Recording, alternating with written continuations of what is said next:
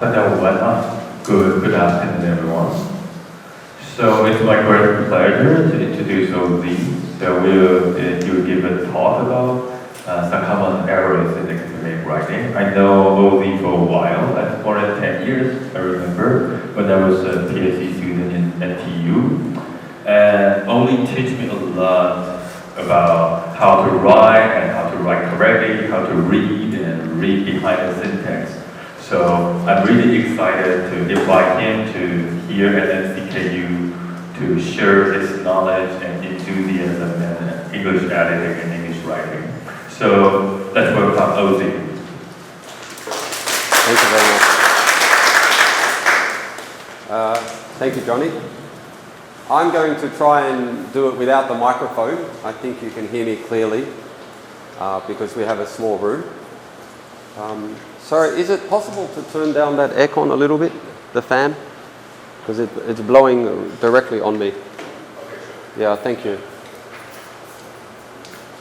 Thanks. Thank you for having me here at your beautiful university in Tainan. It's my first time in Tainan and it's absolutely lovely and much more comfortable than Taipei. You're very lucky to be here.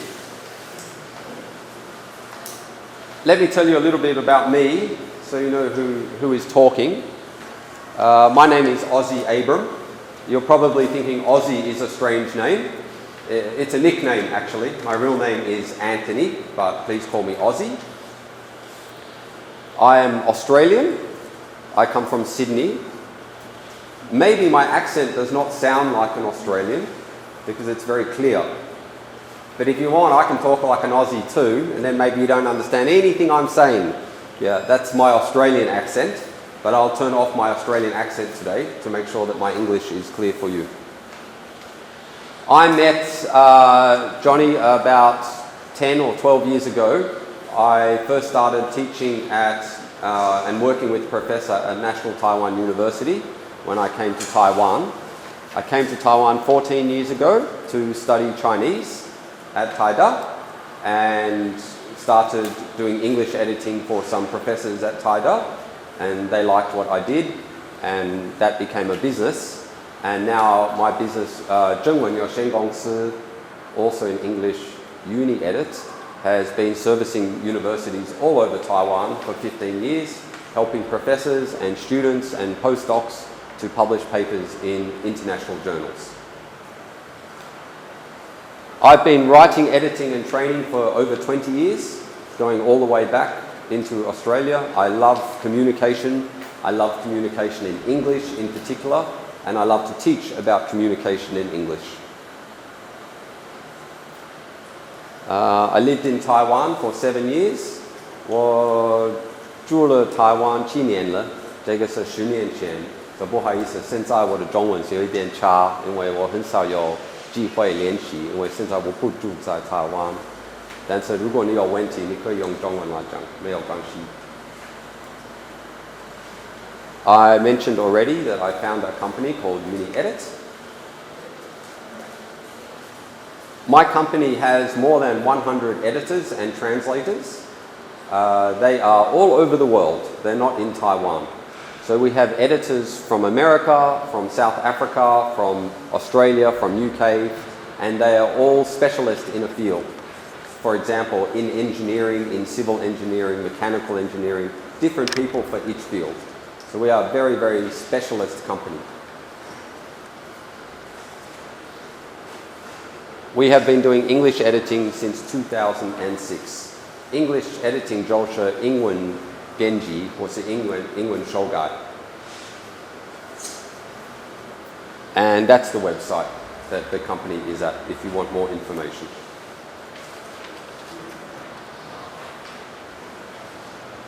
That's what the website looks like. So if you go to look for my website, you know that you have found it. Look for the photo of me. We also have a YouTube channel, and the YouTube channel has a couple of playlists. We have the first playlist here is tutorials by UniEdit for academic English and writing, and we also have Publish Your Research. These tutorials are free, and you can watch those videos. The videos are between 2 and 7 minutes, and they explain about academic writing and about publishing journal papers. It's important information for people like you. So please be free to visit those tutorials. Good to practice your English and learn something about writing and publishing research. Okay, today you're going to do exercises today, so not just listening. And the structure is going to be, I'll show you a sentence with a problem, and those sentences are in your handout as well. So you will need a pen for today. And I'm going to ask you to find problems in the sentence. Then I'm going to show you the improved version of the sentence. Then I'm going to give some explanations.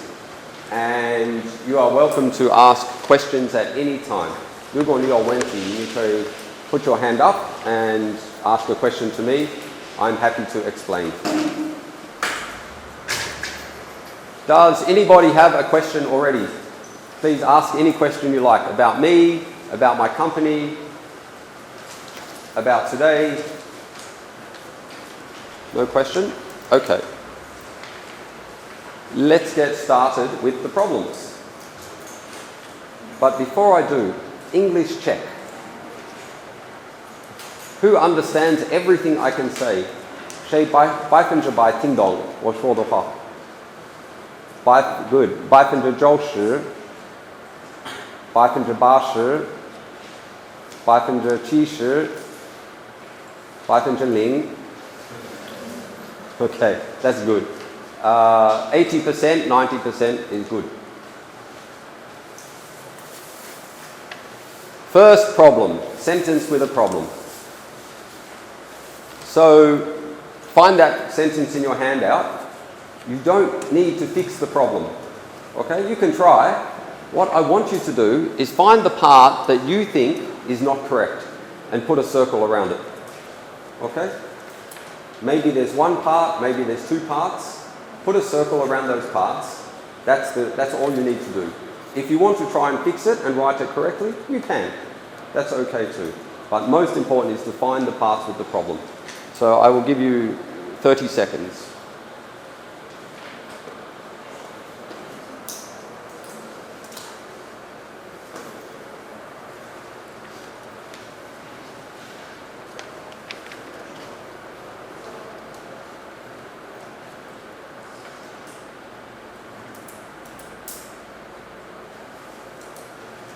Put a circle around the part with the problem.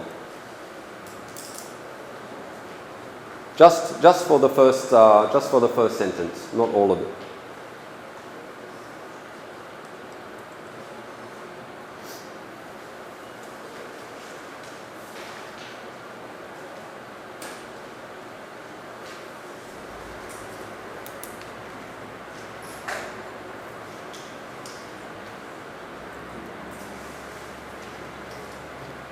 Okay, let's have a look.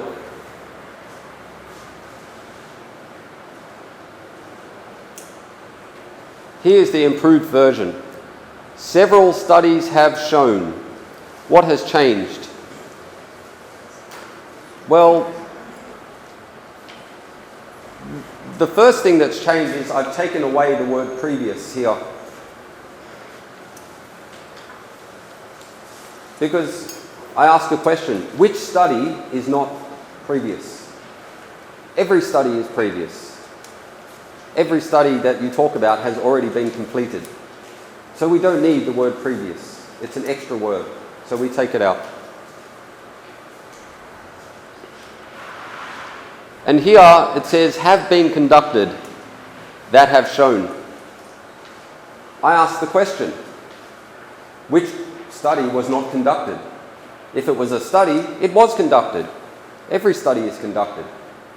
We don't need was conducted. So the improved version, look how much space I saved. Maybe half. And it has exactly the same meaning.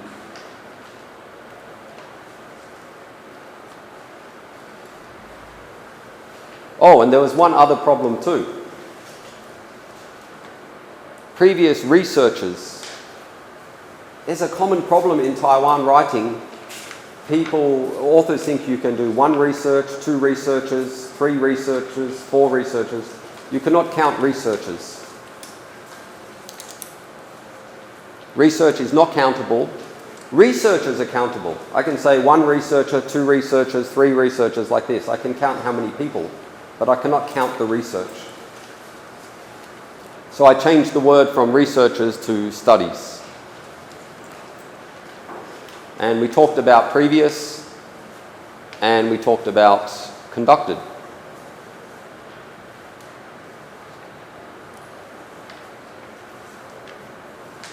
So there's an example. Many researchers continue to be perplexed by the quantity of. That's an example of the correct use of researchers, the people. That's okay.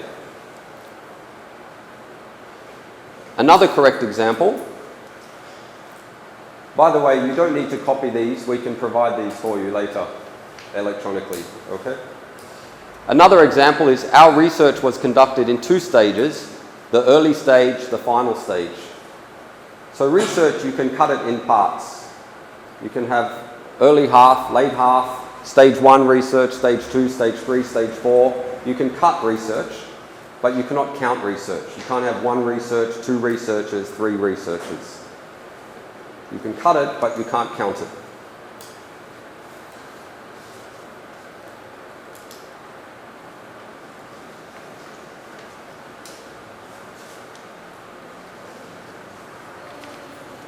Okay, that's a question about that problem. Please ask. 你不要害羞，如果你有问题，你可以问。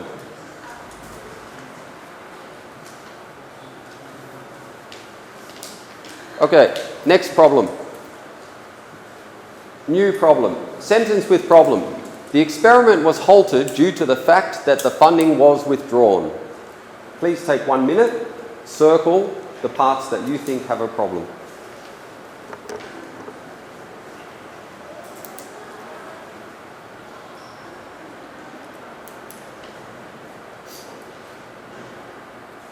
It's easy for you, Johnny, this problem? Uh-oh.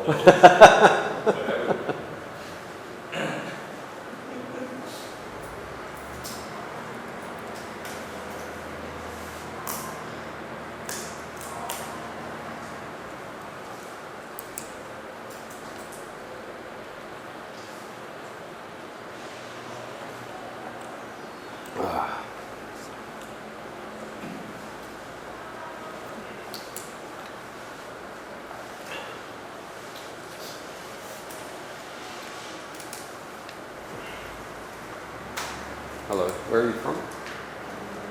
Sorry? Honduras. So your English is second language? Yeah. This is easy for you, these ones?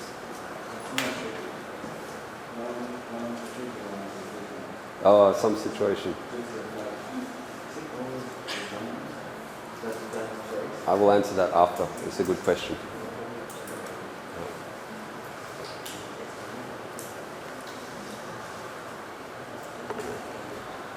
Okay, here we go. By the way, before I talk about this problem, why are we doing this? Why do I ask you to circle the problems? I will explain.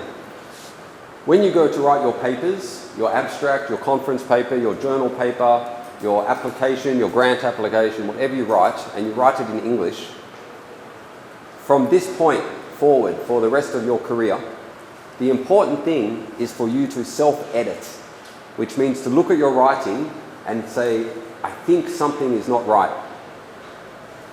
And then go and ask for help or go online and look up the sentence. That skill of self-editing your own work is the most important skill for English writing that you need for the rest of your career. Earlier, the important skill was passing tests. Getting through the test, that was the important skill. Now the important skill is to improve by yourself. So when we do these activities, I'm asking you to self-edit, to look at the sentence and have a feeling that something is not right. Even if you don't know what the problem is, but first you need to know something doesn't feel right.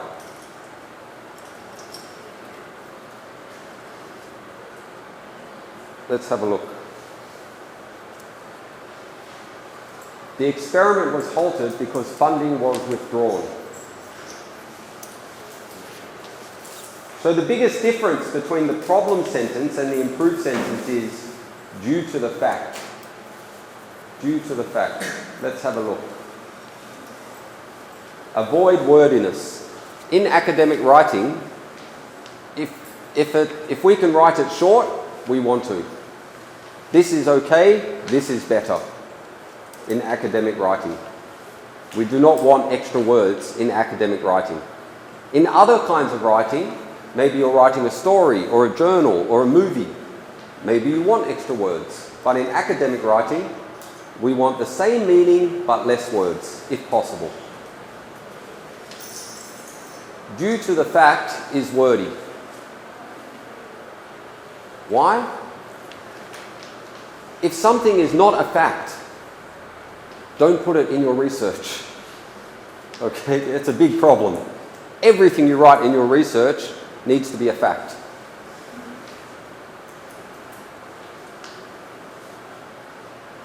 And be confident. Everything in academic writing should be factual. Is the author being defensive? When I read due to the fact, I think maybe it's not a fact. Why did the author write due to the fact? I'm not sure. Maybe he's not sure. So if you have a fact, be confident and just write it. And here the fact is the experiment was halted due to the funding was withdrawn. That's the fact. I got a very interesting question from your colleague from Honduras. When can you write due to the fact? When is it useful to write? It's useful to write when you're having an argument with someone. That's when it's useful to write. For example, President Trump lost the election due to the fact that the courts kicked him out. Why do I say due to the fact? Because the court in America recently said, sorry, Mr. Trump, we don't accept your case. It's new information, and I will tell you it's due to the fact because now it is a fact. 1 month ago it was not a fact. But I need you to know now it's a fact. The American courts do not want him. Almost all of them now. So that's an argument. Yeah, some people will say President Trump should stay in power. Some people will say he shouldn't. It's an argument. So I want to bring the facts in to make my argument strong.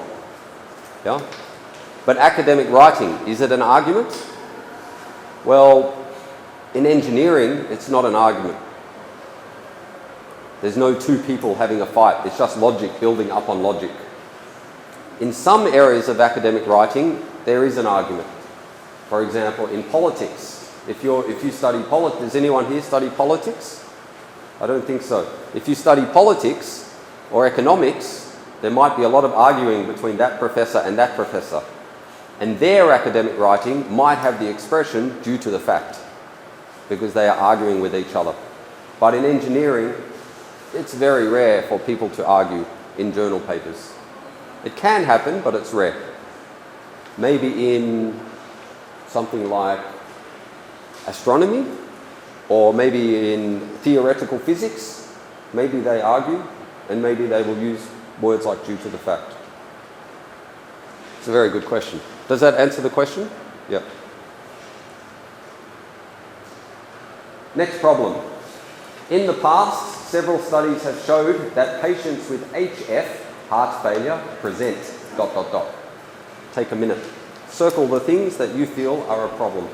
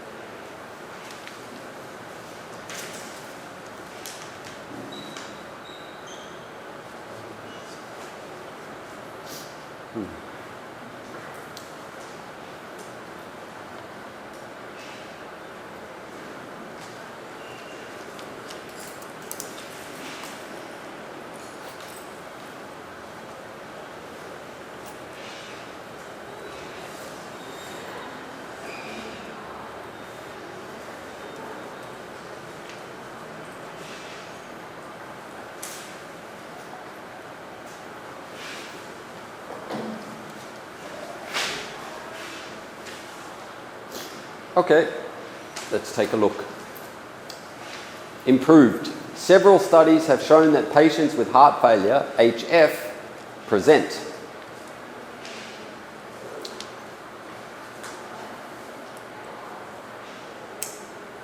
Avoid wordiness. In the past is wordy. All academic studies are in the past. We don't need to say it again.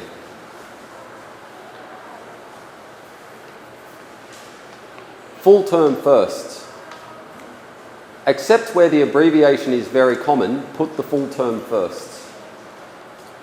So here the full term is heart failure is the full term and HF is the abbreviation. In academic writing, always put the full term first. HF, is that a common abbreviation? I didn't know what HF meant. Medical people, most of them will know. But when you publish a journal paper, is everyone going to be a medical person? Maybe not. Maybe an engineer likes to read the medical paper because they're doing some cross-disciplinary research. So you need to think about those readers who are not from your field. Also in other fields, what does HF mean in engineering? I think high frequency, maybe? Maybe it has some other meanings too. So if you read HF, maybe you're all going to read high frequency if it didn't have the word heart failure in front.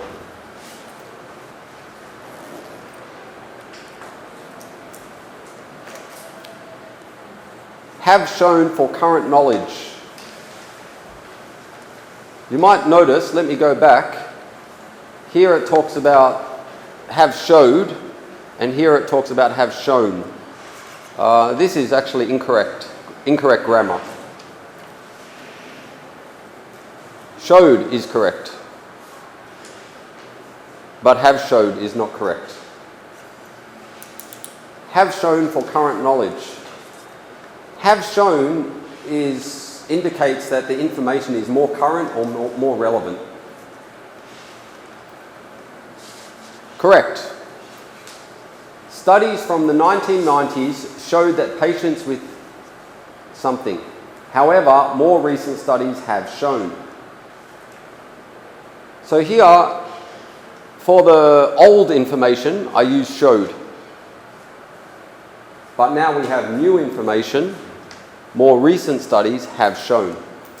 So this verb, this form of verb goes with the recent studies. This goes with the older studies, in general.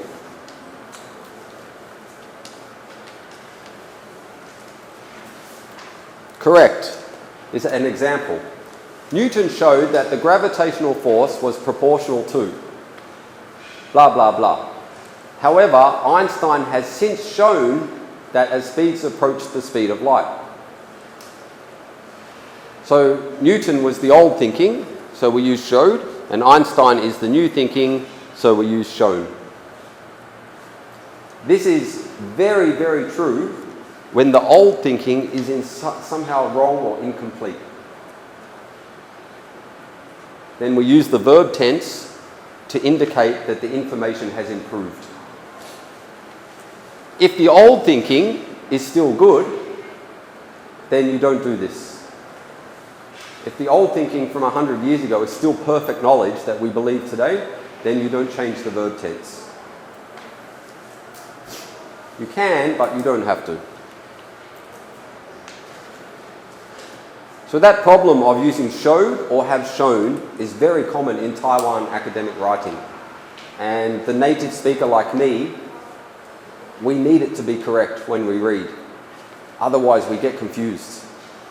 So when we see show or have shown, we take meaning from that, about the story, about the quality of the information. And if the verbs are not correct, we get very confused in our mind about where to put the knowledge.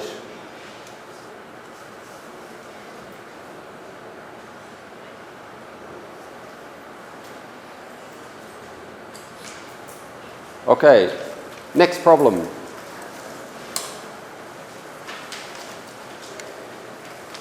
Lack of monitoring of site activities and resources is found to be one of the major causes of failure.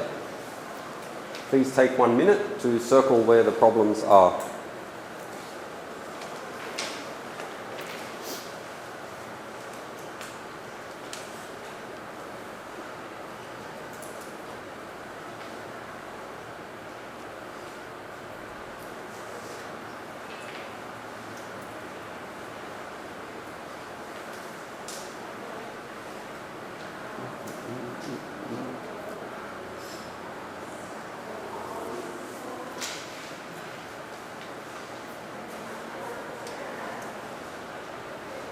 Remember, go with your feeling.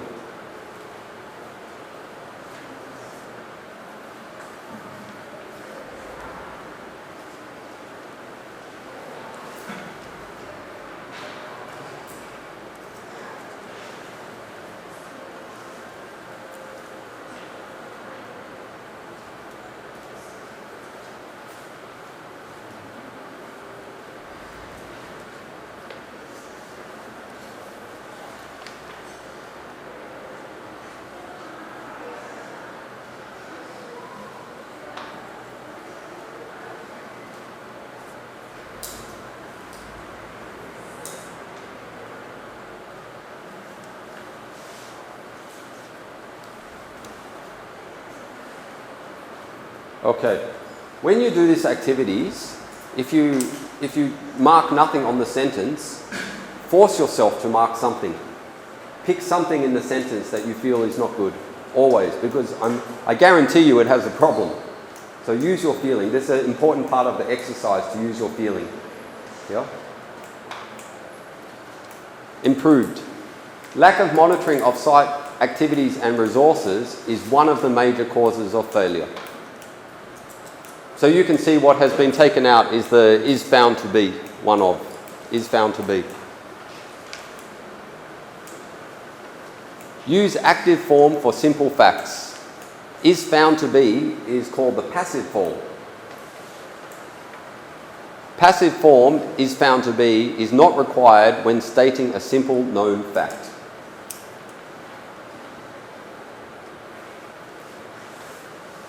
In academic writing, we try to use active form as much as we can.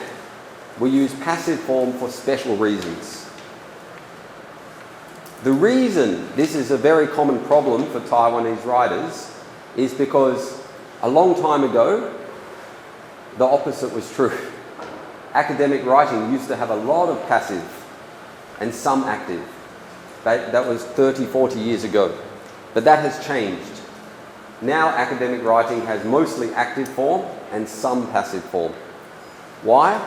Active form is easier to read, it's faster to read, and it's more accurate. And it's never going to change back.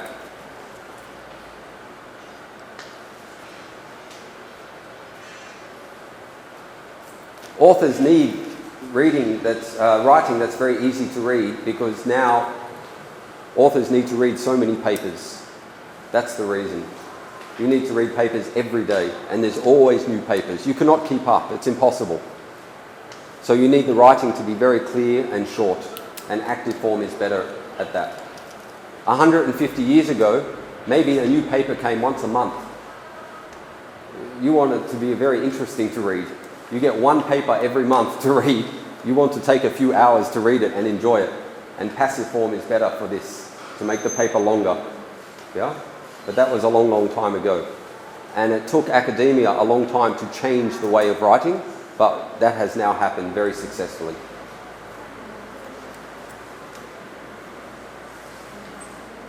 Honduras. And that means you reverse the order of that sentence. Reverse the order. If you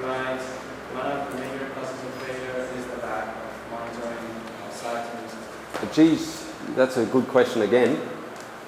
The question was, what happens if you switch the order of the sentence and start with one of the major causes of failure is, yeah?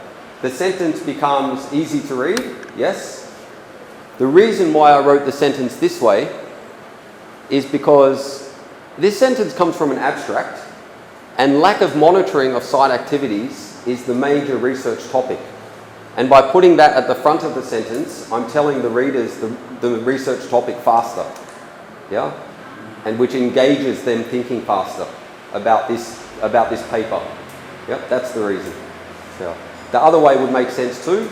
It's a bit strange for an abstract, although many people will do it the other way around. Yeah. To explain more, if I live in the world of monitoring site activities, if that's my research and that's what I've been doing for 5 years, then I start to think the whole world knows about monitoring site activities. Yeah? So I will tend to write one of the major failures is blah, blah, blah, blah, blah. Yeah? But then when someone outside my world wants to read my paper, they've read 20 different papers on 20 different topics. They want to know the topic of this paper and they want to know quickly. So for those readers, it's better to write it this way. Clear? Good.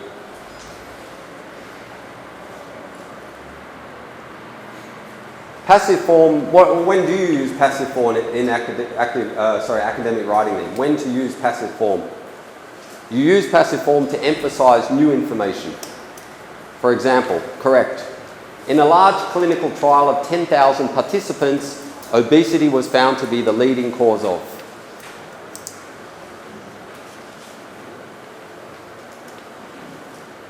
So here I've used that phrase, found to be, because I'm bringing in new information. And I don't want to talk about who did that research. It's not important for my paper who did the research. I just want to say, oh, there is this new piece of information that came from a study. That's an example of when to use passive form. So the active form was for simple fact. The passive form can be used for new information. That's not a simple fact that everybody knows. People might not know this yet because this study was done last year. So you want to bring that information into the research area for your field. To give another example, if I started that sentence by saying obesity is the leading cause of, and not, maybe some people don't know that, they will argue with me. They will say obesity is not the leading cause of blah blah blah disease. And I will say yes it is. That's the problem. You can't call it a simple fact yet because for some people it's not a fact yet. They don't know that research. So you have to start with the background in a large clinical trial of 10,000 participants, say here's the study that was done and here's the information that came from it, because it's new for your audience. Okay?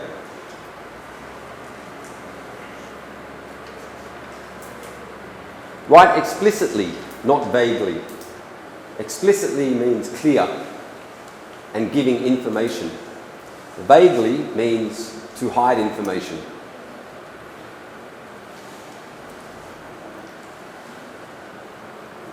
This is the same sentence written even better.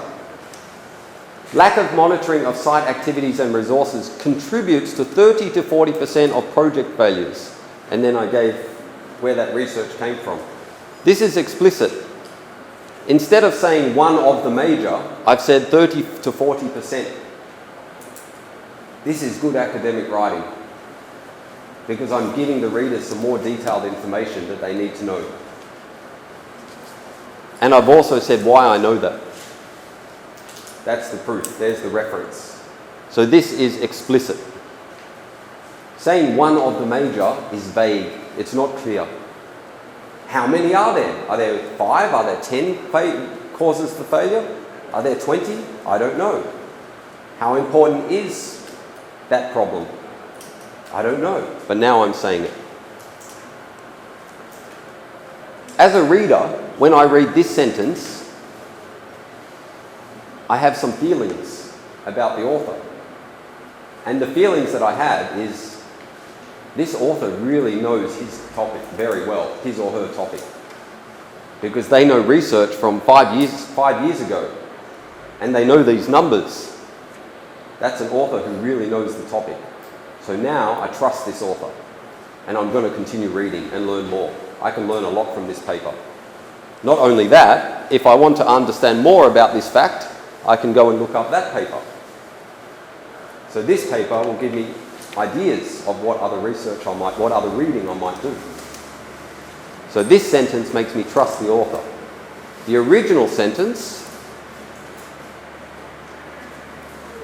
is one of the major causes of failure. What do I feel about that? I think this author is a PhD student, and this author has not researched all the other causes of failure and doesn't know them, and maybe doesn't care. This author only cares about this problem. So his or her knowledge is limited. I might trust them, but their knowledge is limited. So when a native speaker reads your English writing, we form opinions about the author. Very strong opinions. Do we trust them? Does the author know a lot? Has the author taken time to write clearly because they want me to understand? We have feelings about all of these things.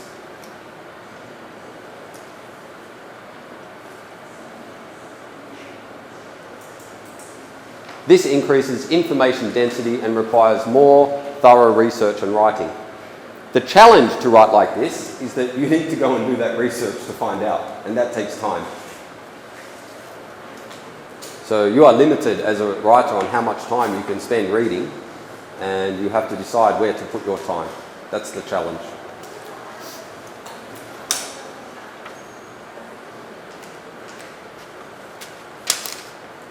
Okay, next problem. However, only few studies about using BIM on the tiling material takeoff are currently available. Please take 1 minute to circle where the problems are.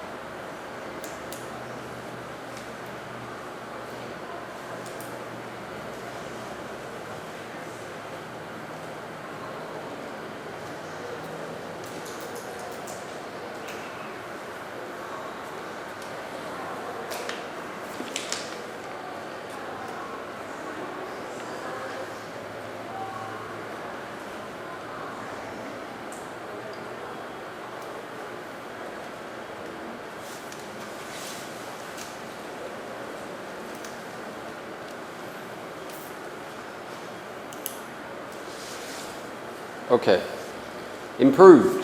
Please take a look.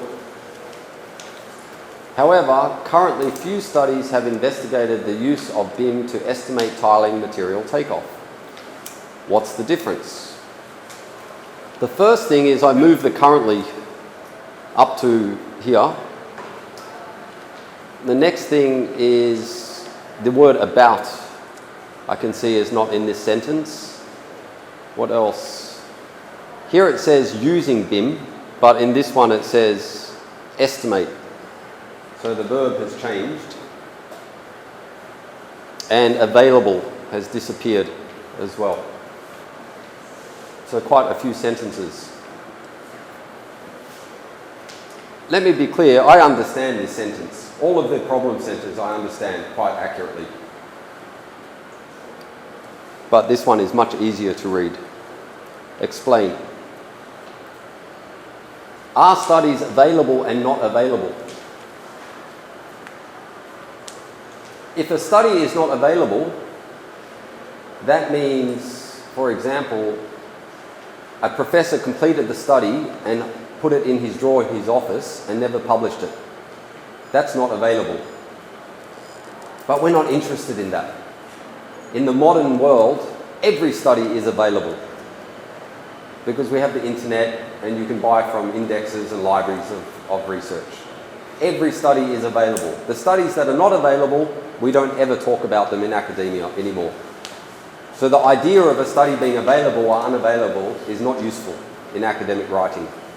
Everything is available. Now, if it was not available for you, because your university does not have access to that database, that's your problem. The readers don't care. Okay? Sentence structure. The change here was to move the word currently up. The idea of a few studies and the idea of currently, those come together. They're describing the availability of the research or what's being done. So to put those two ideas, one at the beginning of the sentence, one at the end, is a bit strange. So I move them together. Currently few.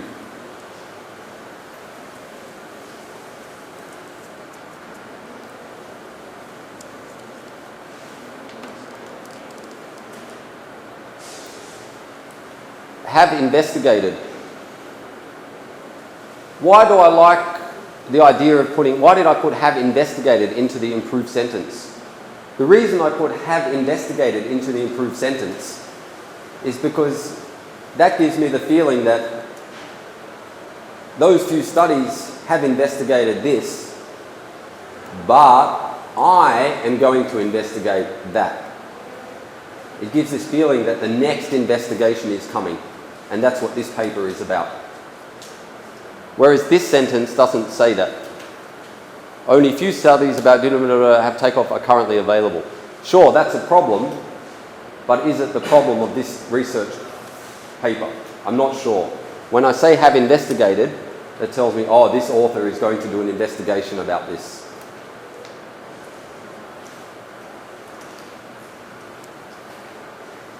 Oh, finished that one.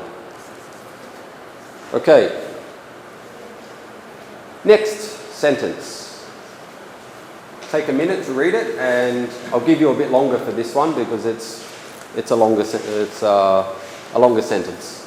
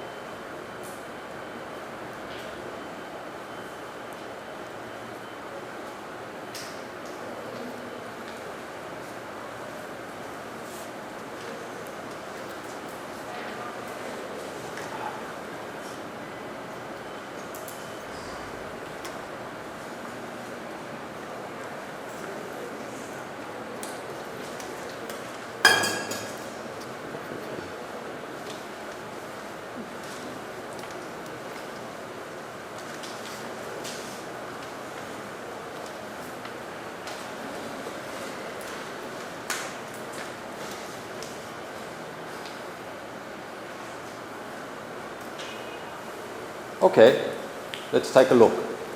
Biological structural materials are leading engineers to an unprecedented design space, inspiring them to discover myriads of innovative and intriguing microstructures with superior mechanical properties. Very nice sentence. First, I want to compliment the author on some things that are very nicely done. I love this, leading engineers. That's inspiring, yeah? If you can write something in your paper that's about leading engineers, that's going to make the other people want to read. That's uplifting. Unprecedented is a powerful word. Unprecedented means never done before. This tells me this research is about something very modern and state-of-the-art. Inspiring. Wow. If your research paper has something to do that's inspiring, that's a good research paper. Discover. I mean, that's a dream of every academic, is to discover something. Myriads is an advanced word which means a variety of. There's a lovely use of the word myriads. And this is my favorite, intriguing. Intriguing means very, very interesting. It means once you see it, you want to look and look and look again more and more and do more and more research. That's intriguing. That's a lot of very emotional words. To use emotional words in academic writing about science or engineering is difficult. And this author has done a wonderful job to use emotional words because they are all acceptable. That's very advanced writing. If you can find in your paper one opportunity to use one emotional word correctly, you're doing very well. So look for that in the papers you read from America and the UK. Look for emotional words that work and try to include one in your writing. Here's the improved version. Biologically inspired structural materials are providing engineers with unprecedented design space, enabling them to discover myriads of innovative and intriguing microstructures with superior mechanical properties.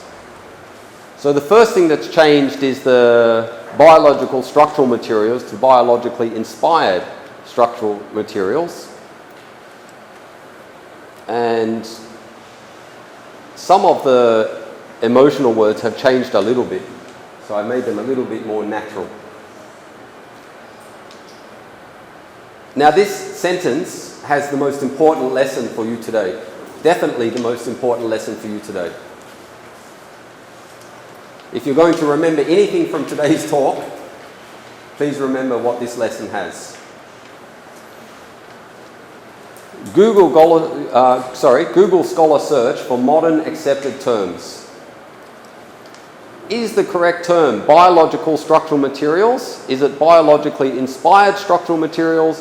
Is it biologically inspired materials? What's the correct term? Biologically inspired, bio-inspired. Use the modern accepted terminology correctly to gain trust. If you use the wrong term or an old term, the readers will not trust you. The other readers in Taiwan might trust you because they're also using the incorrect term. They'll trust you. Your professor might trust you if he's using the same incorrect term. No offense to the professors in the room. But the researchers in America and in the UK and Australia, maybe even Korea and Japan, they will not trust you if you're using an old term. You need to get the right term. How to do that? So I actually edited this sentence. By the way, this is improved, but it's not correct. It's better than this a little bit, but not correct yet. I read this and I went, biological structural materials, what does that mean? That's a strange term. It's clunky, it's big. It's too big. Surely engineers have a shorter term for that kind of material. I don't know what it is, actually. I don't know what a biological structural material is. I have an idea. But I thought there must be a better term. So I went to Google Scholar. Who has used Google Scholar before? Put your hand up if you use Google Scholar. Okay, most people. So I went to Google Scholar, which is free, and I put in biological structural materials. And 3 million hits came up. Maybe you think, oh, it's correct because 3 million hits came up. But no, because you look, the first hit doesn't even have the term. It has the words, but not the term. If the first hit on Google Scholar does not have the term, your term is probably wrong. What about the second one?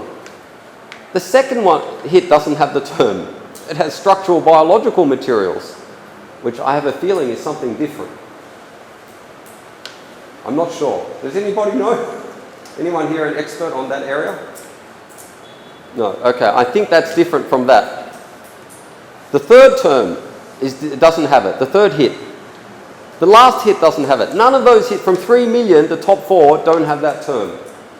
And if you publish that term in your paper, what are the authors going to think? The readers, sorry, what are they going to think?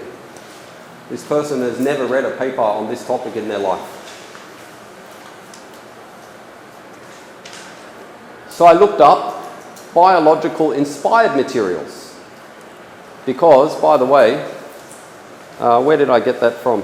Biological inspired. Maybe further down, one of the hits mentioned biological inspired. So I went again and I looked up biological inspired materials. Now I only get 1 million hits, much less. But it comes up, biological to bio-inspired materials. Biologically inspired materials. Bio-inspired materials. Remember, in academic writing, we like short. We always want short, less wordy. So I went, okay, but all of these are different. So let's put in bio-inspired. Bio-inspired materials. 186,000 hits, but look, bang, bang, bang, bang. This one matches. So now I'm going to read about what is a bio-inspired material, and I'm going to check, is that the term that I should be using? And I think in this case it was the correct term, bio-inspired materials. The author did not know that term because it's probably a new term. Maybe it's 2 years old, maybe 3 years, I'm not sure. It's quite new though, because there's only 186,000 hits. How old would 186,000 hits be? I don't know. Maybe most of it is probably abstracts, some of it is conference papers, some of it is journal papers. Maybe that makes it 1 year old. It's hard to tell, but I'm guessing it's about a year old. So if you don't use that term, the readers of your paper are going to think you haven't read any papers in the last year.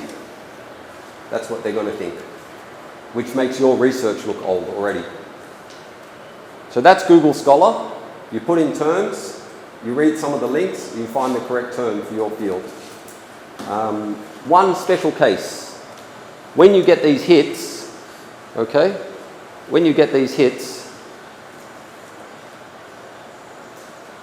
see names like this, Zhao, Wang, site like this, it's harder to trust. The reason is, those people are Chinese, maybe they're from a Chinese or a Taiwan university, and maybe their English is not that good. Maybe, we can't judge. But when you see Smith, blah, blah, blah, and Davids, and it's from an American university, you can trust their English much more reliably. Okay? So when you get your idea of the term, go for their papers written by native speakers. That's going to be more reliable. There are terms in academic writing in English that the Chinese-speaking world have invented, and the Chinese-speaking world does so much publishing now in English that those words have become accepted English words, but they're not correct. But they're used so widely that everyone's copying everybody else doing this process and believes it's actually correct. The example was from the first one we did today, researchers. Remember researchers? Many researchers. Many Chinese-speaking people think that's a correct term because it's used in thousands of papers, but it's incorrect. So it can happen. We call that international English. It's the English between Taiwan and Japan and Korea and China. That's international English.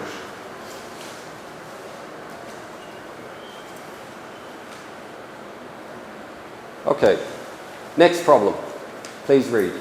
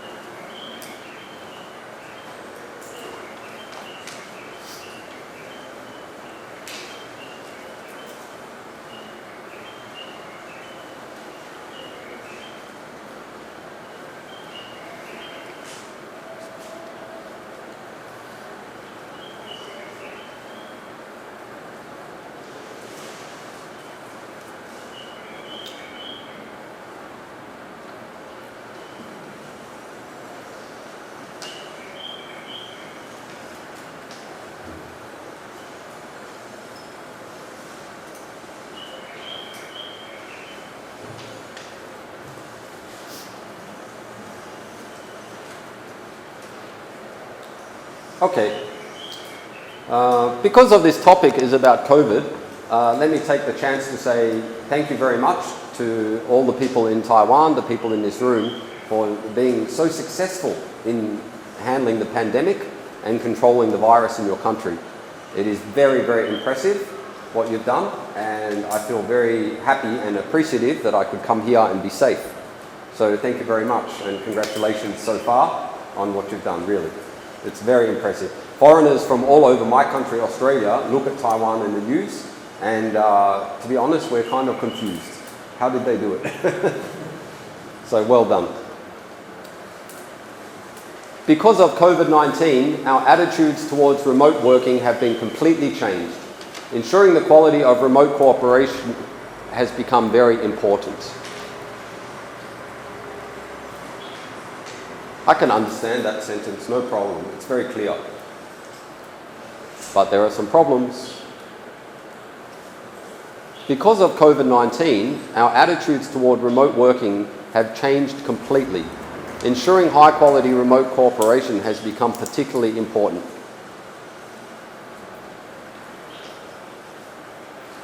Let's have a look.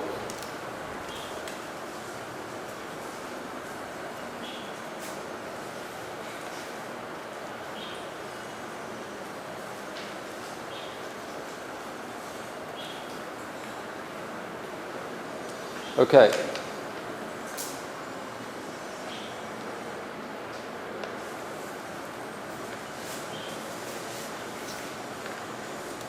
It's not that different.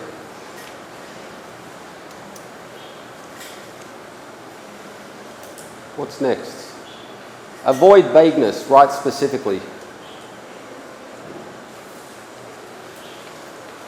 Okay, so what have I changed in this version? Let's have a look. Our attitudes, actually I don't think this one has improved much. So we've taken out the passive, have been completely changed to have changed completely. There's no need for the passive. Before I said, if it's a simple fact, use the active tense. Have our attitudes toward remote completely changed, to remote working changed? Yes, they have. Everybody knows that. It's a simple fact. You don't need passive tense. Just use the active tense. So that's the first thing that's changed. A very small change, have been to have changed. So this one is actually, yeah, that one is a little bit passive still, but this one is the been, which makes it more passive.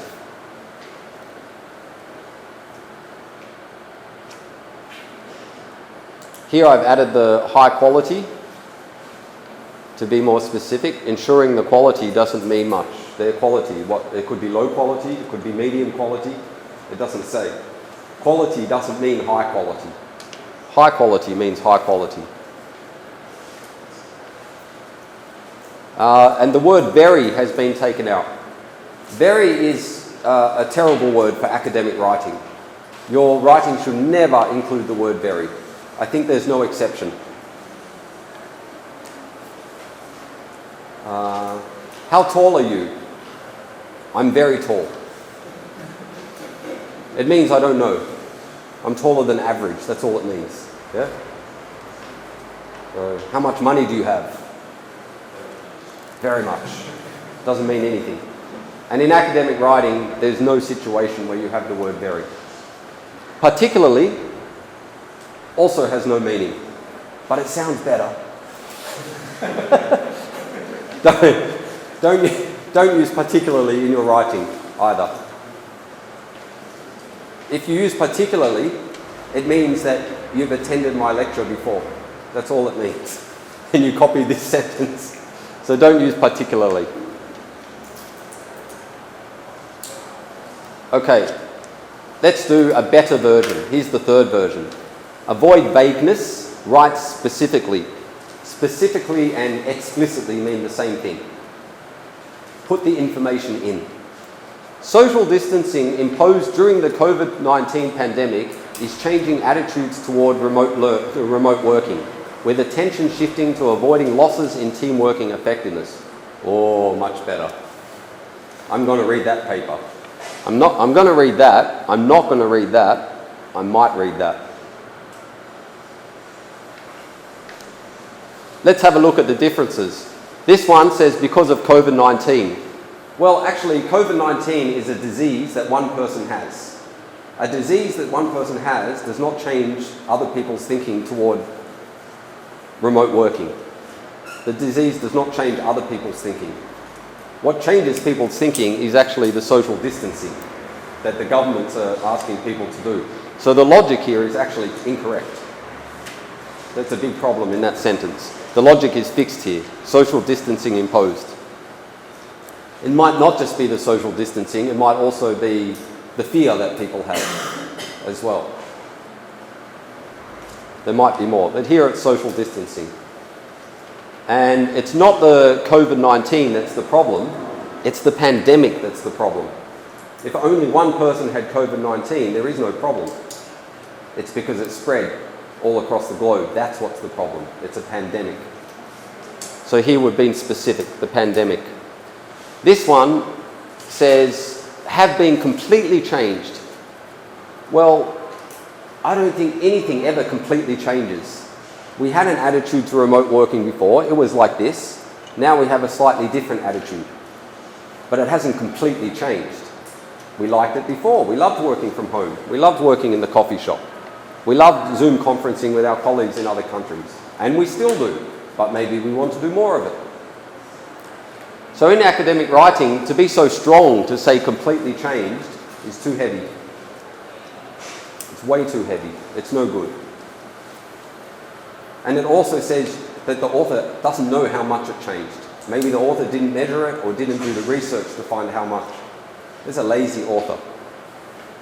But this one says, is changing attitudes, which is even better because it means the changing is still happening today when this person wrote this paper. And it is still happening, and attitudes are still changing because institutions are thinking, sure, we have the vaccine and in 6 months maybe this is all over, but there could be another pandemic. And next time we want to be prepared so that we can work. So the attitudes are still changing. Even when the pandemic's finished, some organisations will keep changing their attitudes. With attention shifting, I love this term, attention shifting, because the attention of who? The attention of the researchers. And your audience are researchers. So let's talk about the researchers. This doesn't say whose attitudes. It's researchers that do put attention on things. And it's researchers' attentions that shift. To avoiding losses in team working effectiveness. The power of this part, avoiding losses in team working effectiveness, being specific, is it tells me what this research is going to be about. It says this research is going to be about measuring teamwork effectiveness, finding ways to improve effectiveness, probably about measuring. Yeah? Whereas this sentence doesn't tell me what the research is about. The quality of remote cooperation, it's something to do with that. But that's very vague. I'm not sure what that means.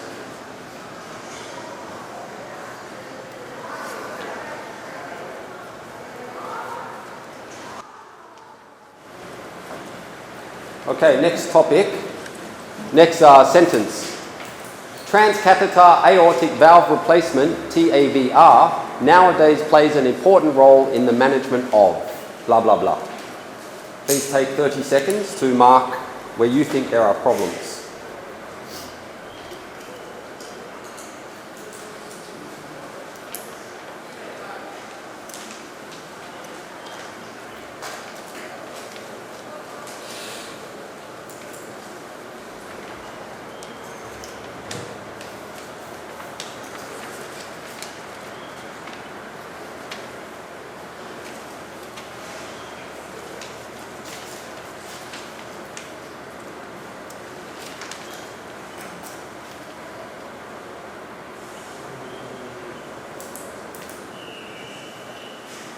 Okay, for your background, this is a medical statement. The aortic, you have your heart, and the biggest blood vessel that comes from your heart, I believe it goes to the lungs, is the aorta. And the valve is the door on that blood vessel. Transcatheter, I believe, is some kind of medical instrument or technique. Let's have a look. Improved. Currently, transcatheter aortic valve replacement, TAVR, plays an important role in the management of. So the main change there is to take away the word nowadays. Nowadays is not an academic term. Nowadays is unclear and not academic. Currently is specific. Nowadays is a general English word. It could mean today, it could mean the last 5 years, it could mean the next 5 years, it could mean, we don't know. It's not clear. Currently means at the time that you wrote this paper. And that's what's important, at the time that you wrote this paper. So please don't use the word nowadays in your writing. If you want to say in the past 5 years, say in the past 5 years.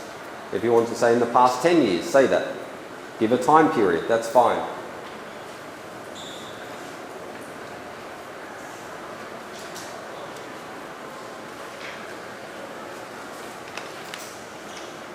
Is that the same as the last one? Yep, so I just repeat it there. Word order for paragraph structure. You'll notice that we've moved current, nowadays was in the middle and we've put currently at the beginning. What that does is it prepares the next sentence that's coming. Currently, blah, blah, blah, blah. However, in the next 2 years, blah, blah, blah, blah. So by putting the time word at the front, I'm telling the reader there's a story coming here about a change. So this becomes the topic that's going to guide the paragraph. That's why I moved it to the front of the sentence. Be specific in your writing. Currently, transcatheter blah blah blah plays an important role in the management of. Why is it important? Important, well, if it's not important, don't put it in your paper. Just take it out. Everything in your paper needs to be important. Your writing should never have the word important in it, ever. There's no reason. Everything you write needs to be important. And if it's not important, change your writing and make it important. You should never have the word important in your academic writing. So this is very weak because it says important role. Why is it important? Tell the reader why it's important. Maybe because it's used in 64% of surgeries for valve surgeries. That's why it's important. Yeah? So blah, blah, blah has been used in 64% of surgeries. That's enough. You don't need to say it's important because everybody knows 64% is a lot. So give some facts that makes it important. Maybe it's the amount of money spent. Maybe TAVR has $2.2 billion of spending every year. That makes it important. Then say that, the funding. It's the amount of use, the funding of use, the amount of research papers written. Could be any of these reasons, but you need to say why it's important. If I get a paper from you and it says blah blah blah technique has become very important in the last 2 years, my first feeling is blah blah blah technique is not important. That's my feeling. Because you didn't give a reason why it's important. So I think maybe there's no reason. Let's take a break from the problems. Don't run away, not from the class, just from the problems. And talk about something different. What can you do to improve your English writing? The technique I'm going to talk about today is something that's very practical that you really can use, and you can use it starting today. And it's probably the only technique that you really need to improve your academic writing. It's the most important technique. It's the most effective one. Some writers in Taiwan do it, some writers don't do it. The writers that do it, it's obvious that they do it because their writing gets better and better year on year. Let's have a look. Of course, you can read regularly from well-written articles. That's not the technique. Maybe you do that already. But when you do it, note the terms, phrases and structures that work well. So when you read an article that's in your field and you read a sentence or an abstract and you go, I really like that abstract, it was so easy to understand. Find something in that abstract that you think you don't use in your writing and put a circle around it and have a document and write a list. Yeah, it could be a word, it could be a phrase, it could be a verb, it could be a sentence structure, anything. That's the important part. List them in a doc and then use them later. I call that a bridging tool. I call it a bridging tool. When you're reading a good paper, there is a lot of English language that's very useful. To take that English language and put it in your own writing, you need a bridge. And the bridge is this document. You need to take a list of the things that you want to put. For example, today, if there's some idea that you liked that you want to use in your own writing, you need to write it on a list somewhere, and you need to have that list when you're doing your own writing. That list is the bridging tool, from when you read to when you write. And this is the thing that many, many authors don't have, that bridging tool, because they're too busy. Well, they think they're too busy. But I highly encourage you to have a bridging tool. One document on your computer that keeps all of the things in English that you would like to use in your own writing. Doesn't have to be long. If you add one improvement to your writing every month, that's already a big success. Other things that you can do is to have your work edited by my company or by a friend who's a native speaker, or even by your professor if he or she has time. A native speaker who knows your field is the best. Be careful if you're writing about engineering and your friend has a Master of Literature and they edit your writing, they're going to do some things that are not correct. For example, active and passive in literature is very different from engineering. Maybe they're going to put more passive tense in it. Maybe they're going to get the technical terms incorrect. Be very careful about that. When you have your work edited, you should be using someone who knows your field. So maybe your field is material science. You need someone who understands at least science. Yeah? Any science is okay. Yeah? Whether it be engineering or physics, it's related, it's close enough. But not someone who studied teaching, okay, for example, who never studied science. And then again, the tool is to list the edits that you like. So when you get the paper back from your friend or from the editing company, look for the things that made a good improvement to your writing, circle them, and put it on your list. That bridging tool, so that you can use it in your own writing. In this way, you can achieve gradual improvement, paper by paper, over many years. I've been working with authors in Taiwan for 15 years, and the authors that become very good at writing academic papers, their improvement has been like this. So this way, like that. Very, very steady over time. The only way you can go up quickly is if you go to a Western country and live there. America or the UK or Australia. If you live there for 2 or 3 years, maybe your English will, and even your English writing will improve very, very quickly. But if you don't have that opportunity, you need to expect a slow improvement. But don't wait. Don't think, I'll get my English better later. Don't wait, because then you'll go flat or even downhill. Yeah? You need to do it step by step.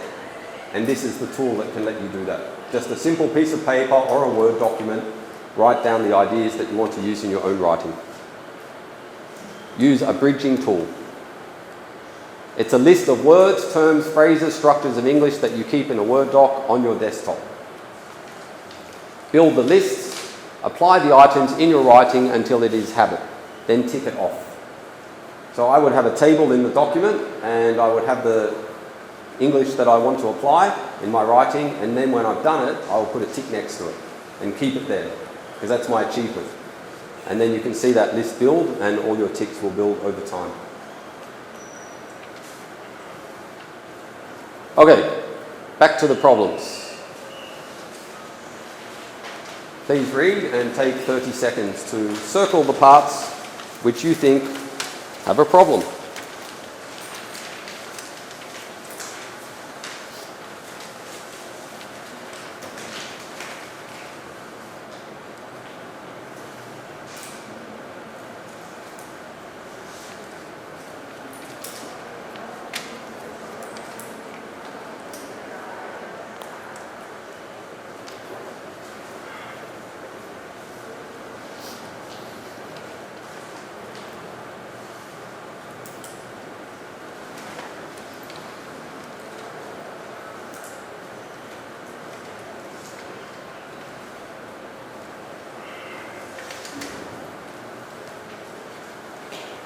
Okay, let's take a look.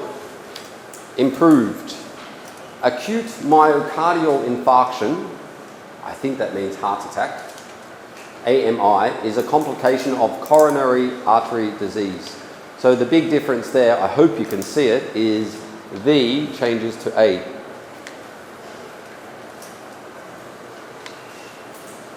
Article. The or a and changes the meaning. The means there is only one and the readers know which one. The is useful for definitions. A is useful for categorization. The difference between the and a for the native speaker is very easy. We don't need to think about it. But it's a kind of thinking that we started when we were about 3 or 4 years old. For non-native speakers such as you guys, it's really difficult, I know. Yeah? And it's probably difficult because nobody explained it clearly to you. If I had time, if I had 1 or 2 more hours, I would explain that clearly for you so you understand. But I promise you it's actually quite easy, but the explanation is hard to find. Yeah? So today I just give you a very, very simple explanation for this situation. Is the means there is only one. Okay? And I ask the question, complication of CAD, is there only one complication? No, there are many complications for heart disease. So the is not the right word. It's A.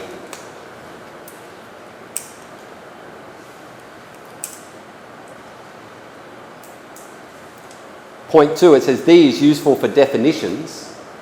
Is this the definition of AMI? No, it's not. It's a categorization.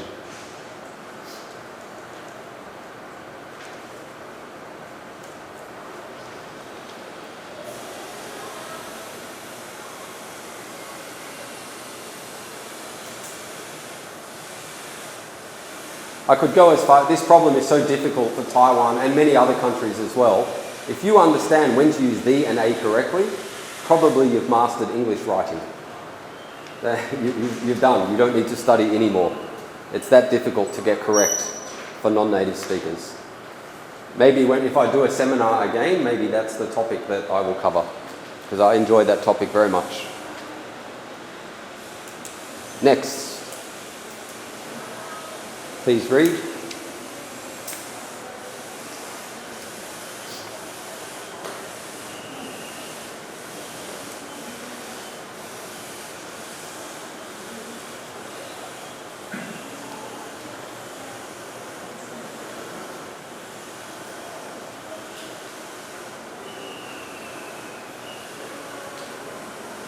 Okay, this is quite an easy one.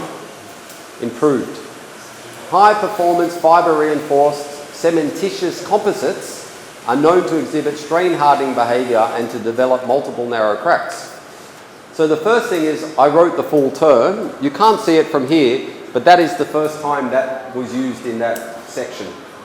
That's the first time. I think it was an abstract, and that was the first time, so I used the full term. The author originally put that in the title. Yeah? But normally the abbreviation does not need to go in the title. The abbreviation should go in the first use.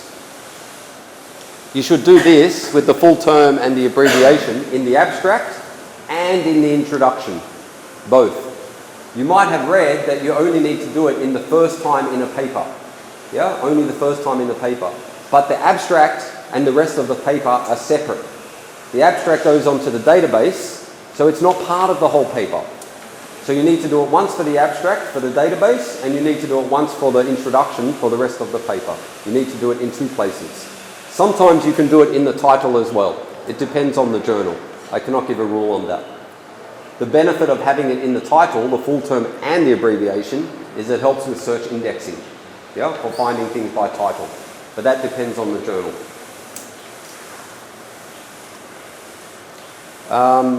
The problem with this sentence, let's have a look. Full term first, I talked about that. Choose the correct verb. To have, or to exhibit, or to develop. In the sentence with the problem, to have is not a technical term. It's not a technical word. It doesn't give any meaning. It doesn't give any flavour. So when I replace to have with to exhibit, that's a technical term. It's a process. Materials exhibit behaviours. What does that mean? It means if I heat it, the material exhibits this behaviour. If I push it, the material exhibits this behaviour. If I bend it, it exhibits this behaviour. So the process of applying external force or heat does something to the material. It gives off something that you can measure. We say it exhibits that behaviour. So when you use the technical verb to exhibit, the reader will understand that process. When you say to have, it doesn't have that meaning. Same for to develop. This one says to have multiple cracks. This one says to develop. What's the difference? For to have, there's no time. If something has cracks, it had it last year, it has it today, and it will have it next year. It always has cracks. Is that the case? No. There was no crack, no crack, no crack, no crack, small micro crack, crack. That's the development. That's the process. To develop is a technical term and it describes the process. In your academic writing, you'll always want to choose the verb that describes the process. It's much clearer writing. Further is we use different verbs for different problems. So this problem gets this verb and this problem gets this verb. The author tried to use one verb for both, which is good because it makes the writing shorter. But this time it's damaged the meaning. So we made it a little bit longer. You can see this sentence is longer, but we got the meaning accurate.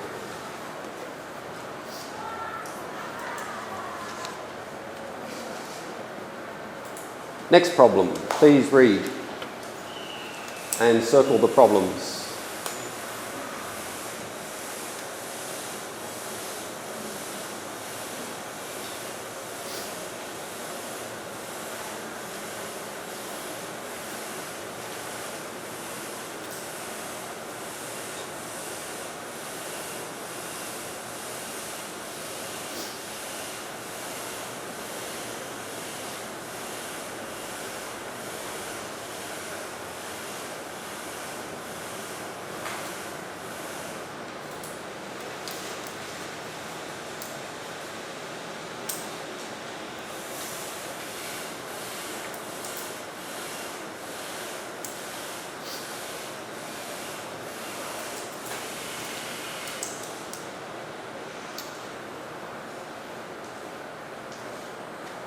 Okay. I'd like to give a positive about this sentence. I like here. I like this very much. Yeah? What does here mean? Here means in this study, in this paper. Yeah? Many authors will write in this paper, in this research. Here.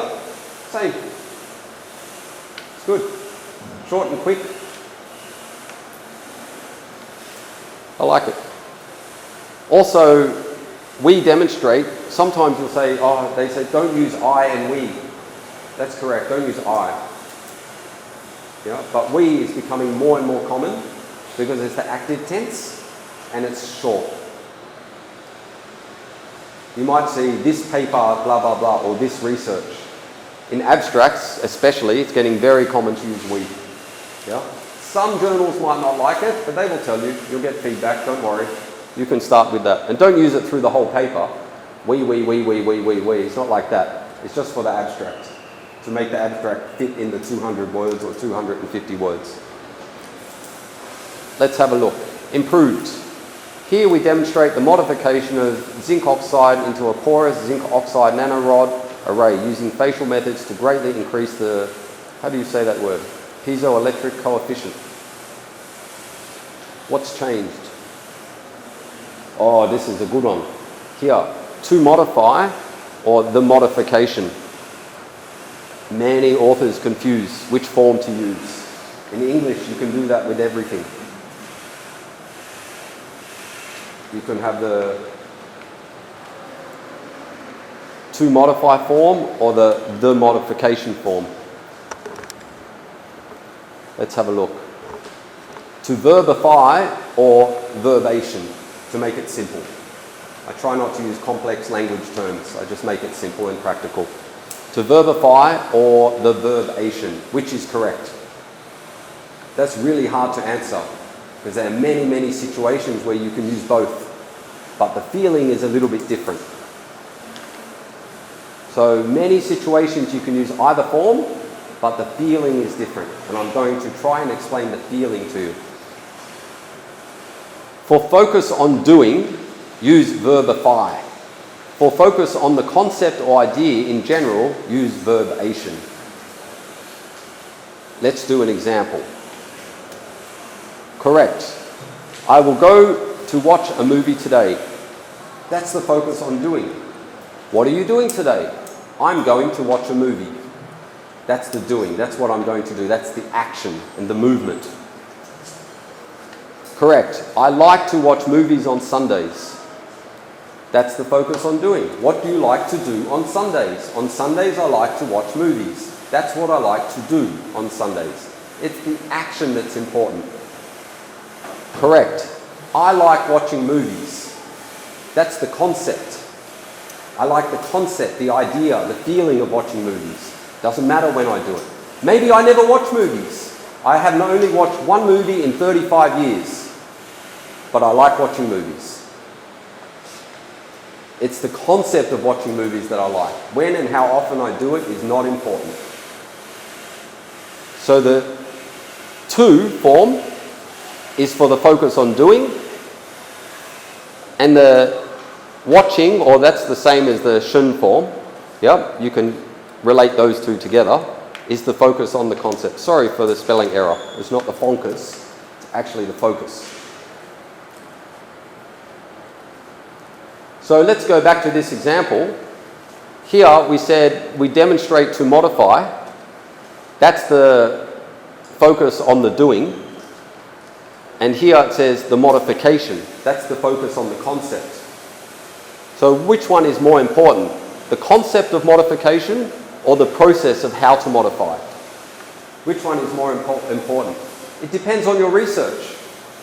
If your research is about finding a new technique, maybe the doing form is more important. How did you go through the steps? Yeah? In this research, I will explain the 7 steps to modify blah, blah, blah, blah. Yeah? Maybe that's more important. Or how to perform the research faster. Maybe the process is the steps of doing is more important. You might use the to form. But if it's the concept that's more important, then use the verbation form.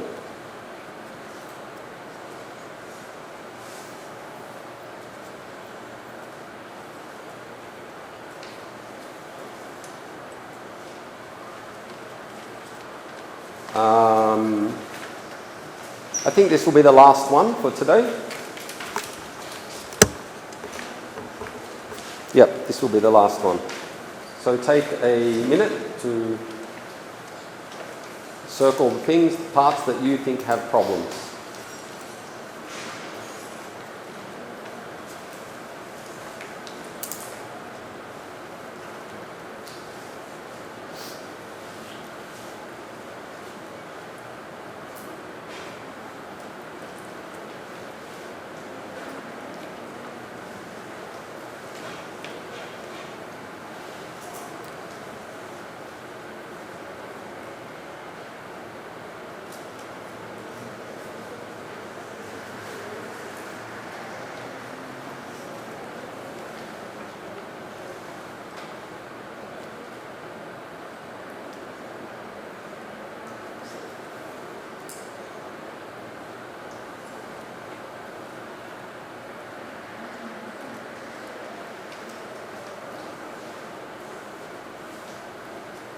Actually, people, if I can have your attention, we're not actually going to finish that one because it's quite complicated and there's a lot there that are problematic. So I want to spend a little bit of time doing an activity. I'll just jump through this. You'll get the solution after the class, so don't worry. So, end of the problems. I'd like to do a little survey to find out how easy or difficult you found those problems. So, who found those problems very easy? Okay, who found those? Who found those problems medium difficulty? Medium. Who found those problems difficult? Who found those problems very difficult? Okay. Who found those problems impossible? Okay.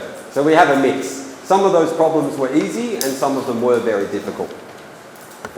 Even for native speakers, some of those problems were difficult. Let's do one last exercise. About half an hour ago I talked about bridging tool, about the list. I want you to write your list today. So somewhere on your paper, write a list of 3 things you learnt today that you want to use in your own writing. Okay? And the 3 things should be a word, a term, a phrase, a structure. You can just use the example from the problem and copy out and write it down. Yep? 3 specific words, phrases or structures that you can use in your own writing. And I think there's a heading, bridging exercise. Yeah, that's a good one. Here, that's an easy one. Easy win. Good.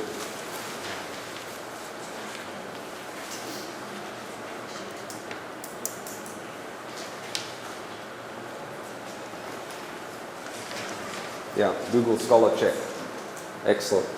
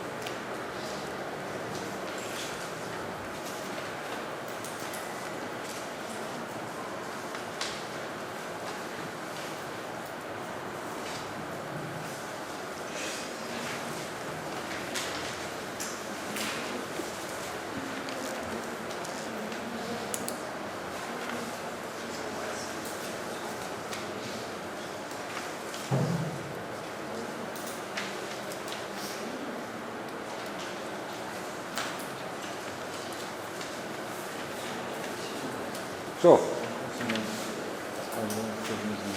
No, but I understand some civil engineering. Can I say concrete is science? Can I say concrete science? Because I have read it in many places, usually European and French papers, not English papers, that they use concrete as a science. But if I'm using to concrete science, it's our term. If you're talking to people inside the field of concrete and you say concrete science, I think everyone understands clearly. It's all those aspects of science that relate to use, development and use of concrete. Whether it's accepted in journal papers or not, I don't know because I don't read civil engineering papers. Do the Google Scholar check. You put quotations around it, concrete science, and if it doesn't come up in the good journals, don't use it. That's it. Yeah. I haven't seen it in all the papers. It's a new term, but I don't know if it's like a... Only Google Scholar can answer that because it changes every year as well. Yeah. The problem with concrete science is that science can be described as concrete, which means it's accurate, and you're going to confuse the search engines. You see? This is why it might not be accepted in good journals. Yeah? Because you're going to get in the results everything where an author says the science is concrete. You know? It might be the reason. I don't know. Interesting. Yep. Okay. That's the end of my part of the lecture. Thank you very much for your hard work.